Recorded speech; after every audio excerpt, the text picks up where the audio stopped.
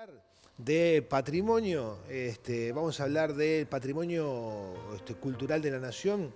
Nos visita la antropóloga Leticia Canela, directora del Departamento de Patrimonio Cultural Inmaterial de la Comisión de Patrimonio Cultural de la Nación. ¿Por qué? Porque el pasado viernes, fue pasado viernes, ¿no? Jueves,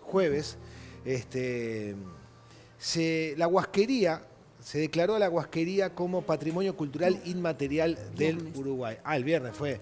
Estábamos bien. Tenemos la información correcta. Leticia, bienvenida. Bueno, muchas Gusto gracias. saludarla. Buenos días a todos. Qué lindo eso que tiene colgado. Qué bonito. Hace muchos años lo compré en Cabo Polonio. Qué lindo, qué lindo. Bueno, comencemos a hablar de la Huasquería.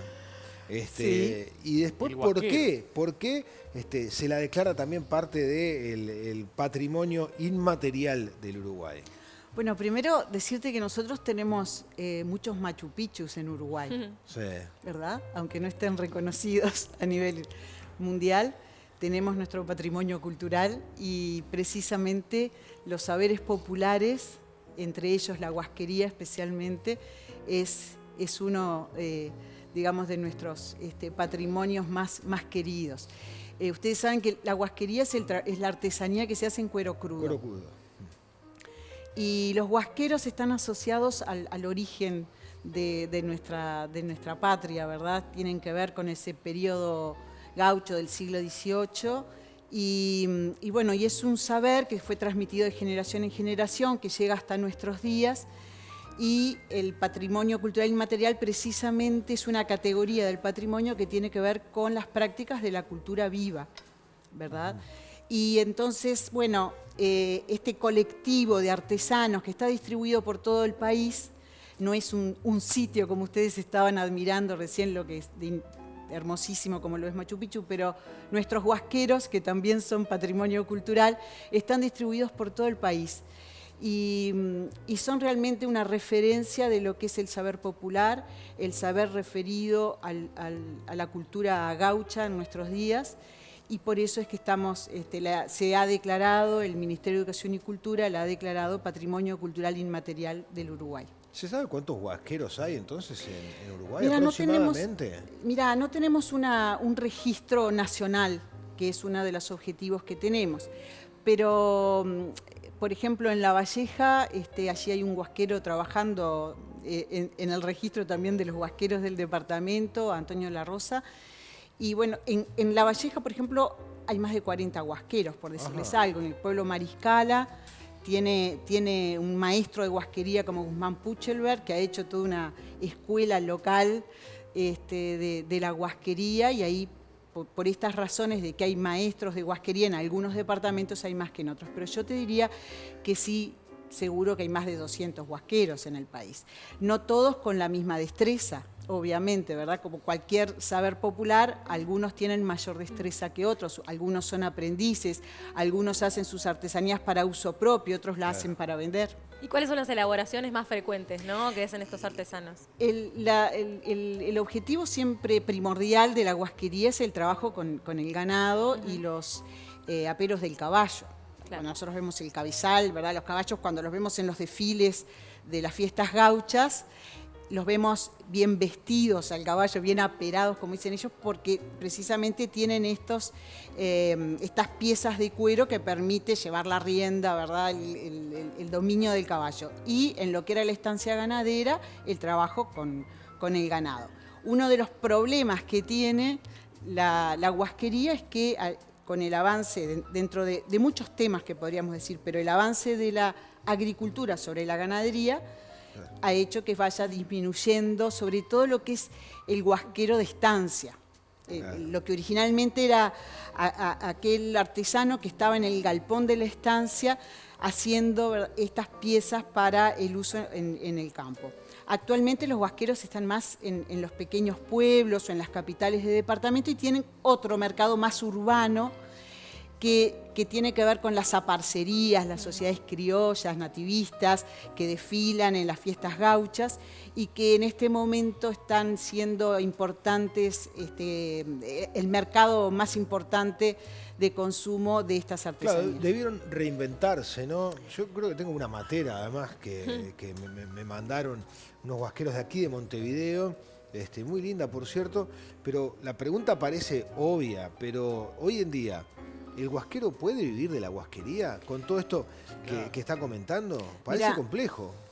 Yo creo que el huasquero, a ver, ¿cómo lo podríamos decir? El huasquero en general, cuando estaba más asociado a la vida rural, era siempre un 7 oficios, ¿no? Siempre tuvo, Claro. ¿verdad? varias tareas de campo. Actualmente son pocos los huasqueros que viven exclusivamente de la huasquería, pero los hay. Pero los hay, que trabajan por encargo y que el trabajo de la huasquería lleva tantas horas de trabajo que es difícil de imaginar para los que no estamos vinculados al oficio. Tiene muchas horas de preparación el cuero, mucho tiempo, mucho trabajo manual, mucha vista y concentración en los trenzados, que a veces son de muchas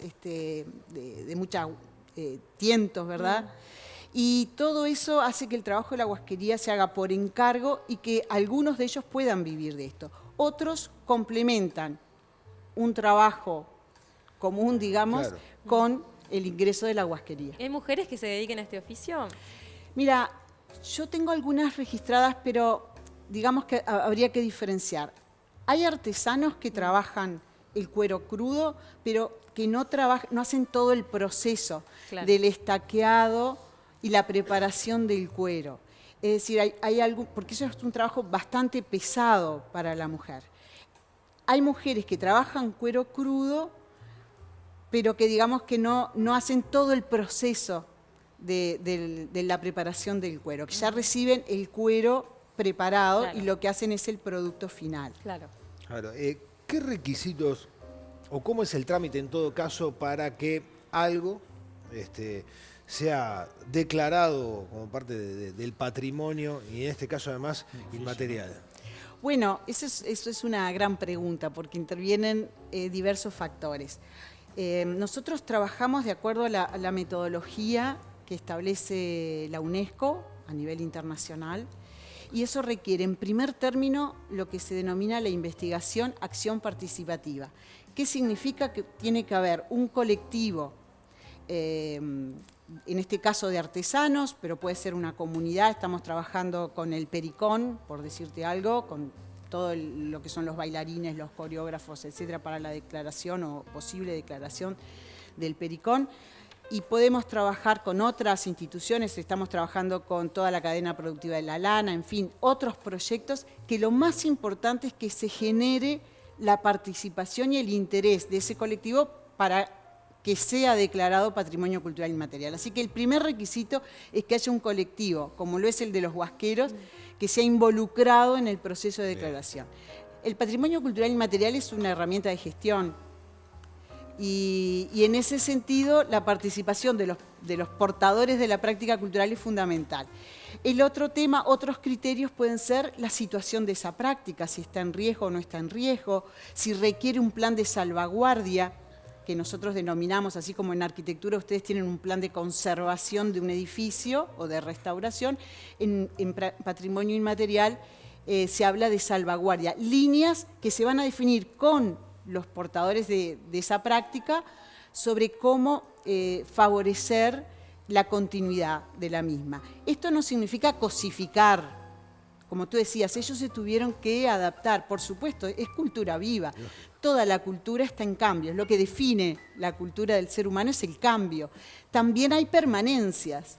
Entonces, en esa relación entre el cambio y la permanencia es que el patrimonio cultural inmaterial es una herramienta de evaluación y monitoreo permanente con los colectivos con los que estamos trabajando, de manera que esa práctica pueda adaptarse a los nuevos tiempos, pero pueda a su vez mantenerse y proyectarse hacia el futuro. Está buenísimo. Me quedo con eso de que el Pericón entonces en cualquier momento también pasa a esta No, lista Aura. de ser declarado patrimonio. ¿Hay algún otro oficio que haya hecho el caminito que pretenden hacer ustedes?